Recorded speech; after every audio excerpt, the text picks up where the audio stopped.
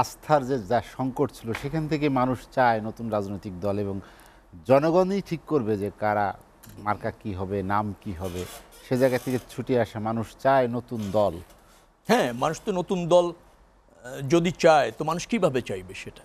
আপনি নতুন দল করেন, ঘোষণাপত্র তৈরি করেন, মূলনীতি তৈরি করেন, গঠনতন্ত্র তৈরি করেন, তারপর সেটা নিয়ে মানুষের কাছে যান, মানুষের জন্য করণীয় নির্ধারণ করেন, করণীয় নির্ধারণ করে একটা গণভোটের আয়োজন করেন, জনগণ ভোট দিয়ে আপনাকে নির্বাচিত করুক।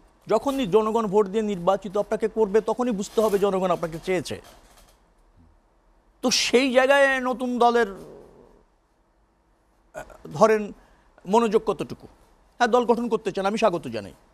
বাংলাদেশে রাজনীতি করার অধিকার সবার আছে, ব্যক্তিরও আছে, রাজনৈতিক যে কোনো দর্শনেরও আছে। সেটা আমরা বহুদলীয় গণতন্ত্রে বিশ্বাস করেছি।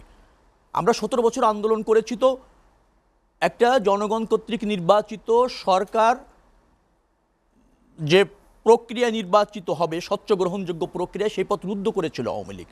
সেটার উন্মুক্তির জন্যই তো করেছিলাম। তার মানে ওনাদের রাজনৈতিক অধিকার প্রতিষ্ঠা করার জন্য ওনারা হয়তো এখন রাজনৈতিক দল করবে, ঠিক আছে। ছাত্র জনতার আন্দোলনে ওনরা ছিল, সব জাতি ছিল, সব শ্রেণী পেশার মানুষ ছিল, সব রাজনৈতিক দলও ছিল, ফ্যাসিবাদের দোসররা ছাড়া সবাই মিলে করেছে। তো সেটা তো আরও 17 বছর ধরে আমরা করছিলাম যে গণমানুষের রাজনীতি উন্মুক্ত করতে হবে, রাষ্ট্র ব্যবস্থাপনায় জনগণকে প্রত্যক্ষ সুযোগ করে দিতে হবে, এবং সেটা হচ্ছে ভোট।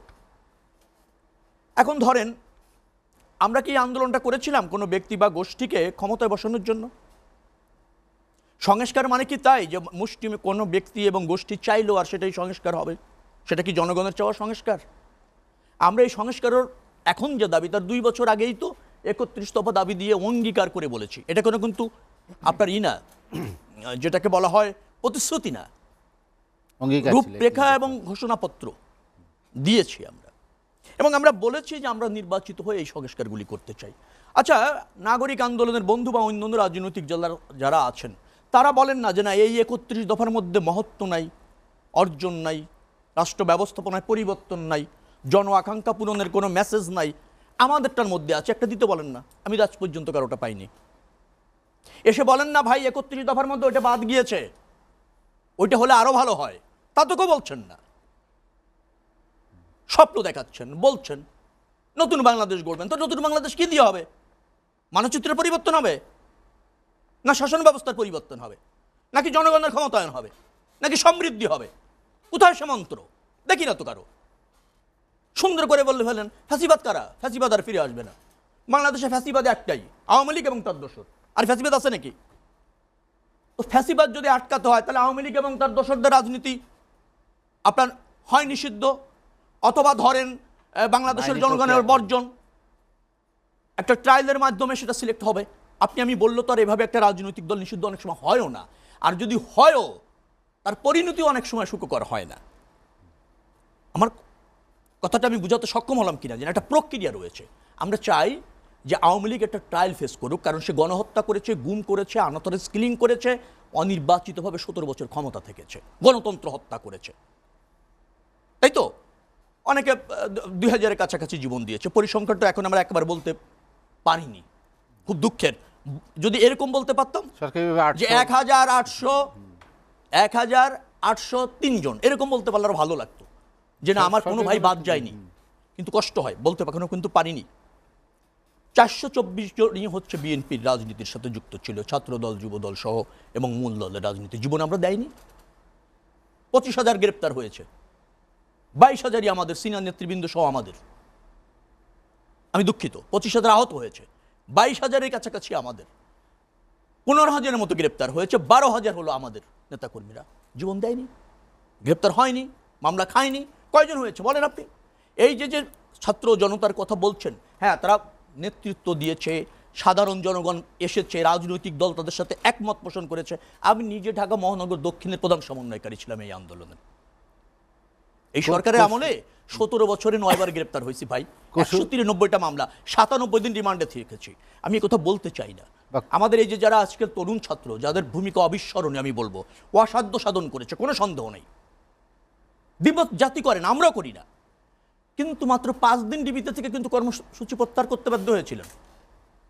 আমি আমার জীবনের ডিবিতে রিমান্ডে থেকেছি 37 দিন। আমরা তো রিমান্ডে থেকেই বললাম 90% শেষ, 10% থাকবে। বুঝা গিয়েছে? রিমান্ডে থেকে আমরা কিন্তু বলেছি। প্রত্যাহার হয়ে যাচ্ছিল প্রায়, কিন্তু প্রত্যাহার করলো, প্রত্যাহার হয় না, কারণ সব মানুষ নেমে মানুষ গিয়েছে। প্রতিরোধ গড়ে তুলেছে। মানুষ এটাকে চ্যালেঞ্জ হিসাবে নিয়েছে। দাবি একটা, হাসিনার পদত্যাগ। দাবি কি তাই ছিল যে হাসিনার পদত্যাগ আর এই কয়েকজন সোনার ছেলের ক্ষমতায়ন, তাই দাবি ছিল?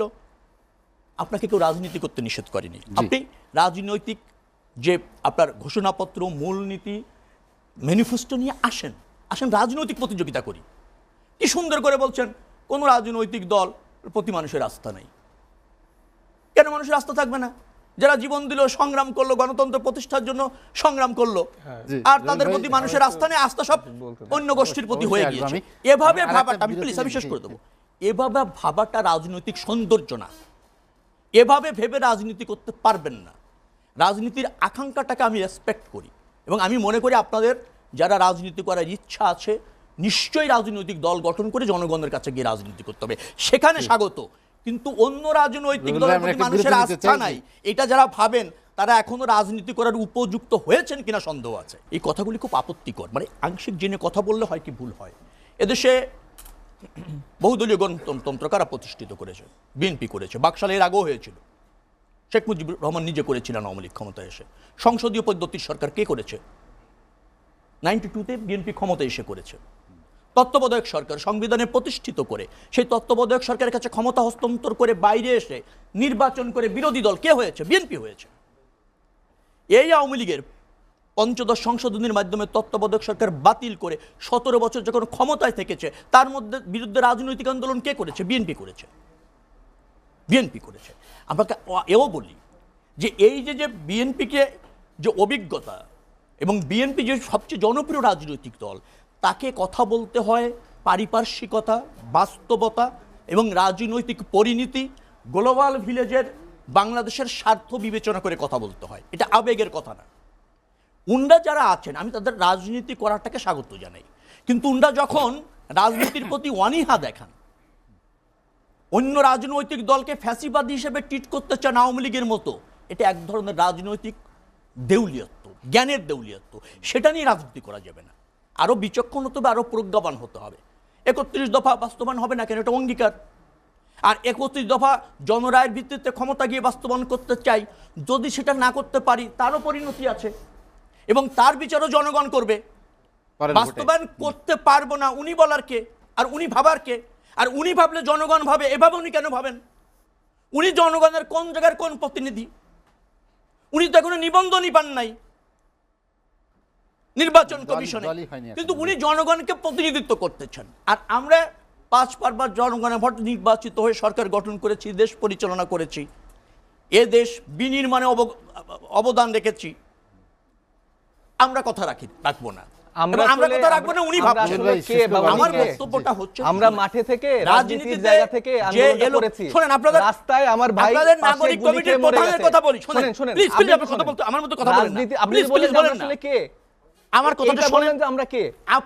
আপনার যে প্রধান, আমরা রাস্তায় থেকে গুলি খেয়ে মারা গেছি। নাসিরউদ্দিন পাটোয়ারি, আপনারা দালান কোঠায় ছিলেন, দালান কোঠায় ছিলেন, একটা পার্টি, দালান কোঠায় থেকে আপনারা ঈদের পরে রাজনীতি করেন। আপনি বুঝছেন? সেই আন্দোলনের মানুষগুলো আমাদেরকে বলে যে আমরা কে? এবি একটা পার্টি, এত বড় পার্টি এবি পার্টি, তার ছিলেন সম্পাদক, তিনি এসে হলেন নাগরিক কমিটির আহ্বায়ক, আর জাতি হয়ে গেল তার সাথে সব একমত। নেতা কত বড় বুঝেন, অভিজ্ঞতা কত বড় বোঝেন, ত্যাগ বোঝেন। গুম হলাম, আনথরাইজ কিলিং হলাম, এই দেশে ধরেন ১.৫ লাখের উপর মামলা খালো বিএনপি নেতা কর্মীরা, ৬০ লাখ লোক আসামি হলো। আমি নিজে মনে করেন ৯ বার জেলে গেলাম, ৯৭ দিন রিমান্ড বলেছি, এটাকে ১৯৩ দিন জেল খাটলাম, প্রধান সমন্বয়কারী ছিলাম। কৌশল কি ছিল জানেন?